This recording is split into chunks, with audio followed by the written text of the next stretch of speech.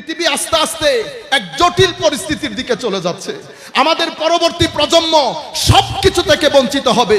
জিম্মাদারি আমাদের হাতে, আমরা যেন তাদেরকে সুন্দর একটা পৃথিবী দিয়ে যেতে পারি। আসেন আমরা ভালো মানুষ হই আগে, আমাদের মুখ ঠিক করি, আমাদের চোখ ঠিক করি। আমরা নামাজ পড়ি, মানুষকে কষ্ট দেই। আমরা নামাজ পড়ি, মানুষকে গালি দেই।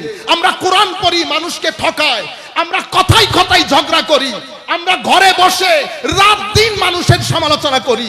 আমরা হিংসা চর্চা করি। আসেন এগুলা বন্ধ করি। পৃথিবী তাকিয়ে আছে আমাদের দিকে, দিন তাকিয়ে আছে আমাদের দিকে।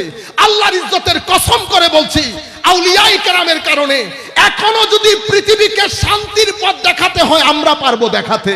কারণ পৃথিবী একটা জিনিস থেকে বঞ্চিত হয়ে গেছে, শান্তি। পৃথিবীর ঘরে শান্তি নাই।